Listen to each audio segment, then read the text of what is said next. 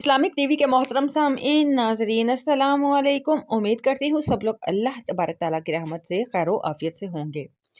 Hepatitis जो एक आम बीमारी बन चुकी है, वो लोग या वो शख्स जो हेपाटाइटिस के मर्ज़ में मुब्तला हो चुका है, उसका रूहानी इलाज आपके साथ शेयर करना चाहते हैं।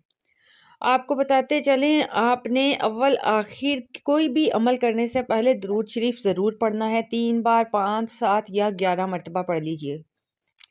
उसके बाद आपने अव्वल और आखिर 11 मरतबा बिस्मिल्लाह शरीफ पढ़नी है। बिस्मिल्लाहिर्रहमानिर्रहीम के साथ आपने सूरह कुरैश 1 मरतबा पढ़कर आप आबे ज़मज़म है तो वो पानी ले लीजिए, उस पर दम कर दीजिए, या आप वो पानी लें जिस पे आबे ज़मज़म शरीफ के चंद कतरे ही मिले हों, ठीक है। तो उसके बाद आपने इस पे दम करना है, इस पानी पे फूंक देना है। फूंकने के बाद आप उस पानी को मरीज़ को सुबह, दोपहर, शाम 3 मरतबा पिला दीजिए। पिला नागा 40 दिन तक अगर आप ये अमल कर लेते हैं, 40 दिन तक इसको पढ़िए, पढ़कर फूंके और मरीज़ को पिला दीजिए। इसमें कोई इतना ज़्यादा टाइम नहीं लगता। इंशाअल्लाह अज़्ज़ोजल इन 40 रोज़ के अंदर मरीज़ शिफा याब हो जाएगा और हेपाटाइटिस से निजात मिलेगी। ये आपके साथ इलाज शेयर किया हेपाटाइटिस का रूहानी।